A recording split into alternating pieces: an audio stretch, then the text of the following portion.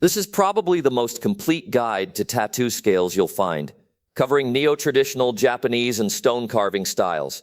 Let's start with neo-traditional scales. First type, a gradient that's darker on one side and lighter on the other. A lot of beginners struggle with smooth transitions here. So here's a simple trick. Use a magnum needle. Let the bottom row catch the edge of the scale and work in a short, long whipping motion.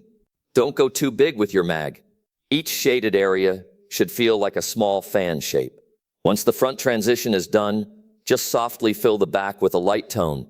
Second type, scales that are darker on both sides with a highlight in the center. The technique is similar, but the key is the highlight.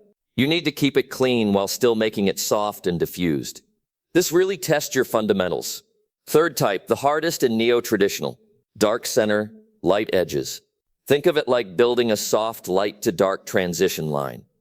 Almost like painting poetry. Work side to side with gentle whip shading, packing the center darker while fading out toward the edges. Pro tip for beginners. Start with an overall soft fill first, then gradually deepen the center. That's how I practiced when I was starting out. It works. Now let's move on to Japanese-style scales, which have more variation. First, the classic flat-filled scales.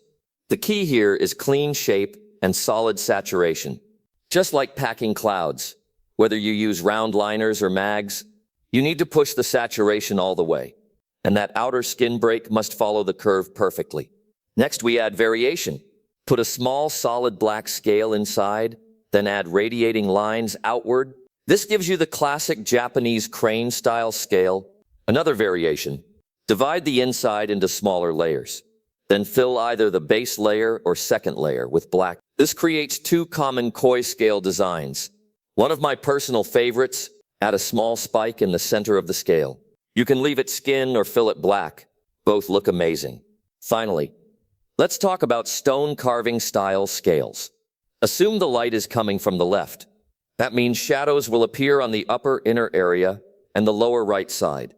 Think of the outer edge of the scale like a rounded cylinder. Use a small mag to softly shade the upper left and lower right edges. For the inner top area, use the same gradient technique from neo-traditional. Blend upward from dark to light. If it still lacks depth, reinforce the contrast along the edge. Transition. Then switch back to your liner and add chips, cracks, and carved texture to complete that stone effect.